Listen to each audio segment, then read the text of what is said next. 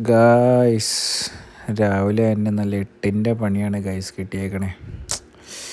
Inspection ചെയ്യാൻ വേണ്ടി ബോണറ്റൊക്കെ തുറന്നപ്പോഴാണ് കാണുന്നത് ടയറിൻ്റെ അവിടെ എന്തോ ഒരു ലീക്ക് വന്നിട്ടുണ്ട്. അതാണ് ഇതിൻ്റെ ഉള്ളിൽ നിന്നാണ് വരുന്നത്. അതിന് എന്ത് ലിക്വിഡാണ് എന്ന് നോക്കണം. കാരണം ബ്രേക്ക് ഫ്ലൂയിഡാണോ അല്ലെങ്കിൽ കൂളൻ്റാണോ എന്നൊക്കെ ചെക്ക് ചെയ്യണം. ബ്രേക്ക് ഫ്ലൂയിഡ് ആണെങ്കിൽ നമുക്ക് വണ്ടി ഇപ്പോൾ രാവിലെ ട്രിപ്പിന് എടുക്കാൻ പറ്റത്തില്ല.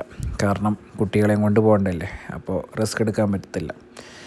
പിന്നെ അത് എന്ത് ലിക്വിഡാണെന്ന് പറഞ്ഞിട്ട് വേണം വർക്ക്ഷോപ്പിൽ കൊണ്ട് കാണിക്കാൻ. രാവിലെ തന്നെ നല്ല കട്ടപ്പണിയാണ് ഗൈസ് കിട്ടിയേക്കണേ. ഗൈസ് ഞാൻ കണ്ടുപിടിച്ചു ഗൈസ്, അത് കൂളൻ്റാണ് ലീക്കാവുന്നത്. ചെറിയ ചെറിയ ഡ്രോപ്പായിട്ടാണ് വീഴുന്നത്. അപ്പോൾ എനിക്ക് തോന്നുന്നു ഇന്നലെ ഒരു നൈറ്റ് തൊട്ട് അത് ലീക്കാവാൻ തുടങ്ങിയേക്കണേന്ന് തോന്നുന്നു.